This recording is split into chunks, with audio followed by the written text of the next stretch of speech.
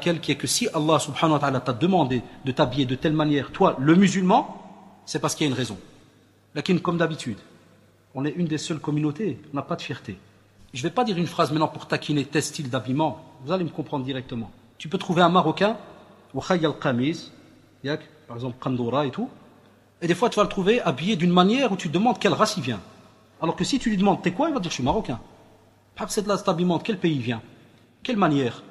Donc tu vas voir certains, ils se compliquent la vie, ils vont chercher après certains habillements, mais vraiment bizarres. Comme par exemple, je m'excuse, je l'ai dit, wallahi, le but de la conférence c'est pas de critiquer, mais c'est d'ouvrir les yeux.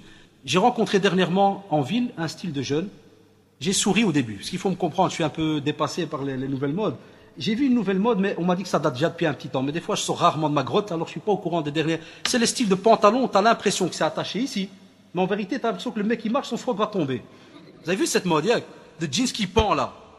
Au début, je la voyais, c'est certains petits pètes, même ça, ils se rappent chevignons, chipis, tu vois, les têtes, comme ça, les farfelus là, tu te dis, c'est ces petits bourges, tu te dis, moi, c'est leur style à l'aise, Et qui aurait pensé de notre génération qu'un jour, on virait un goloto, un khorot qui marche avec un sarwal presque par terre? Wallah, s'il aurait fait ça au quartier, on l'aurait chahat direct. C'est vrai ou pas? Demandez aux parents, dis-le s'il a le malheur de passer comme ça. Moi, j'ai vu les drari passer, côté rue Neuve, il passe, sarwal, il va.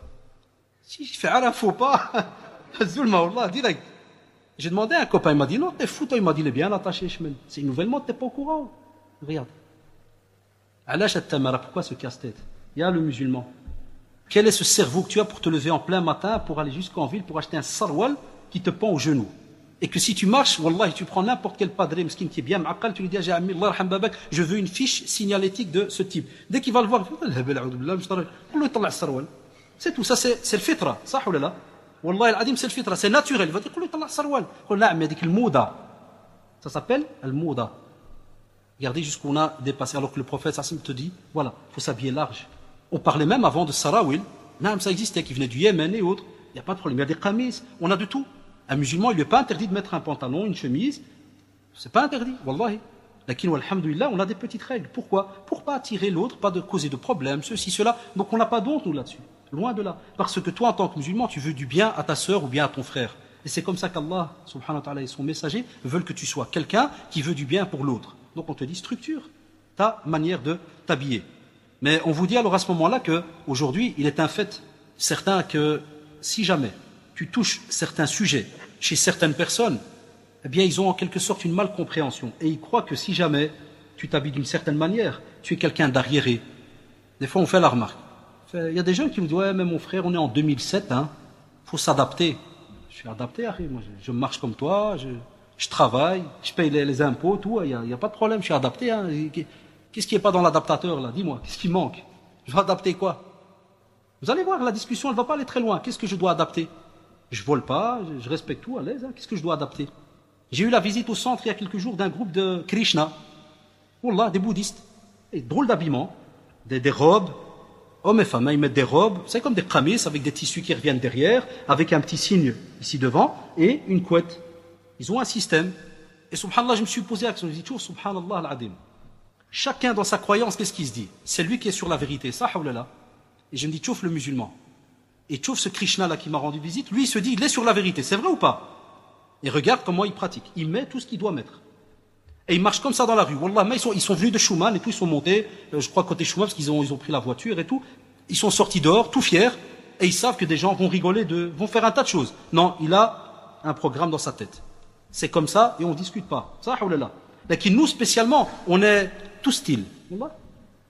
Tu prends un petit khoroto, il est adaptable. Voilà, tu le mets dans n'importe quelle prise, il fonctionne. Tu le mets avec des paquis, il s'habille à la paquis. Tu le mets avec des Africains, il s'habille à la... Les Brites, il n'y a pas de problème. Un point même, des fois, tu es dépassé par ces modes. Tu sais même plus comment il est habillé, là. Des fois, on demande à Standard, c'est quel style?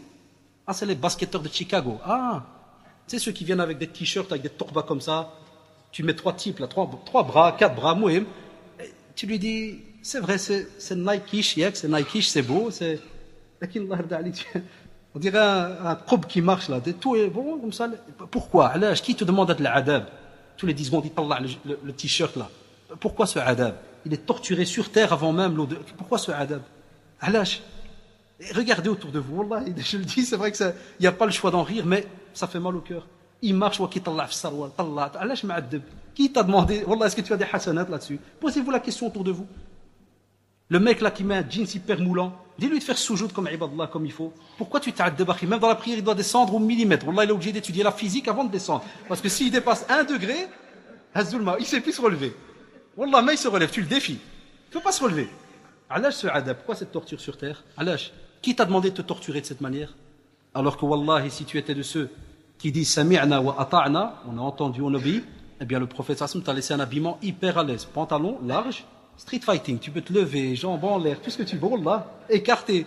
Tu veux harab, bien le feu, tu peux tout faire. L'autre, Azulma, Wallah, une alarme. Si jamais fait un crac, il doit regarder derrière. Wallah, il bouge, puis il reste comme. J'arrive comme Mohamed bouge. Ah, je médite. Je réfléchis. Réfléchis longtemps. Réfléchis comment tu vas bouger. Donc, je crois que vous m'avez compris. C'est pour un peu vous faire comprendre qu'on doit être fier de notre pratique. Wallahi, c'est pas une honte. Il faut que nos jeunes comprennent, c'est une fierté chez nous. Et c'est pas seulement une fierté, mais c'est un passe que tu reçois pour, Inch'Allah, et on l'espère, gagner le paradis. Non, c'est une fierté pour toi. Lorsqu'on vous parle aussi de l'habillement, qu'est-ce qu'on vous dit? Eh bien, on vous dit aussi que c'est pas un vêtement que l'on met pour justement être orgueilleux, ou bien pour se montrer, ou quoi que ce soit. On te dit non. Et là, j'interpelle les jeunes qui vont des fois acheter de ces fringues qui coûtent je ne sais combien. Et on n'est pas bête, on a aussi grandi dans la période des chevignons, Chipi et autres, maintenant c'est d'autres marques. Et des tentants des jeunes qui vont claquer des 200 €, des 300 pour soi-disant telle chemise parce que c'est la marque Intel. Je te défie, fais un sprint à du 100 à l'heure et plonge le ventre vers le sol. Puis montre-moi ta chemise. Si effectivement ni elle se salit, ni elle prend l'arak, ni elle fait rien, oh ça t'as raison, ça vaut l'investissement. Mais c'est pas le cas, vous savez bien, de la matière ça part, la'aoun. Pourquoi mettre autant? Mais si on demande une sadaqa d'1 € pour Jama', là il n'y a pas. Où sont les jeunes qui donnent pour la mosquée?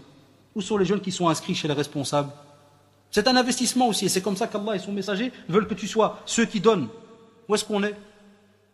Là on est aux abonnés absents. Mais pour la mode, les fringues et autres, ah mashallah, les soldes ils viennent de passer. Il y a eu la guerre, je l'ai dit l'autre fois, la guerre il y a eu.